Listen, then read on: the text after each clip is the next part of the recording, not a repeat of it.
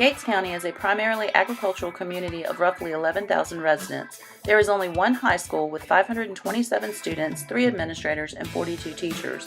Due to the county's rural location and lack of commercial amenities, the school has experienced a high teacher turnover rate in the last few years, fluctuating between 7 and 28% according to the North Carolina School Report Card.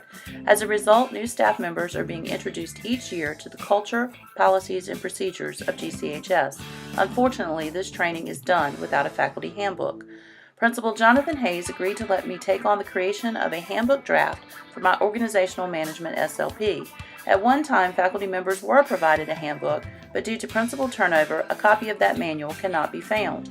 With multiple people training new staff members based on their understanding of practices, opportunities for misinformation to be passed along exist. Research supports the importance of clearly written policies as the source of direction for an organization to achieve its vision and mission. Handbooks also serve to prevent misunderstanding, confusion, and complaints by giving all the same resources on practices. 2 other researchers believe a handbook, when applied consistently, improves employee morale, and when morale is high, people act in ways that will benefit the organization.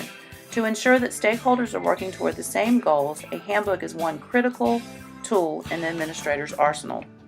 I began my SLP by reviewing the initial work done towards a faculty online handbook.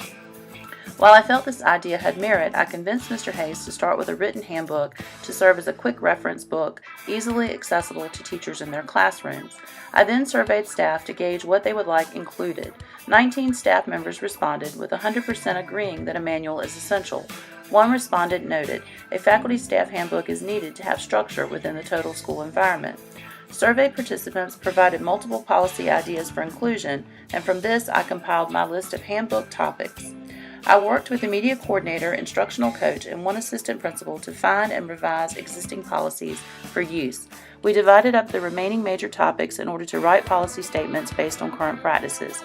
I took on the task of writing minor policies and pulling board policies for inclusion. The end result is a 38-page manual that outlines how GCHS is to operate. The handbook provides a Red Baron faculty and staff code of conduct explaining faculty responsibilities such as attendance, duties, parent communications, and positive student relationships. This section was requested in the survey to ensure that faculty knew administrators' expectations.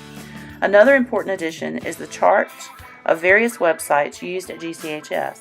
As more of the management of school operations moves to electronic platforms, staff are often confused as to which site is used for which purpose. The chart provides the purpose for the website and contact information when one has questions or difficulties. Another piece of the handbook project was assigned to me by Mr. Hayes. He wished to initially use Canvas to create a faculty course that provided the online handbook. The idea has evolved to now use modules as a way to train and check the understanding of new hires and beginning teachers on important policies. I created 2 modules that provide procedure information. At the end of the 2 modules dealing with handling discipline referrals and preparing for an absence, I created a quiz that gauges a participant's understanding. This method is a great way to ensure that new faculty have reviewed critical information and that there is consistency in what is being taught. The final part of my SLP was a budget proposal after investigating the feasibility of professionally printing the handbook. I also looked at the cost of purchasing binders for in-house printing and preparation of the manual. Mr. Hayes provided a budget of $750 for publication, and several quotes were well below the budgeted amount. However, as handbook information will change annually, it is more cost-efficient to prepare the manual at school and reuse the binders. The long-term benefits of this project are many. The handbook compiles policies in a single location to provide faculty members with the information needed to carry out their professional responsibility. Administration will have a support document to utilize to call attention to policies that are not followed or handled correctly.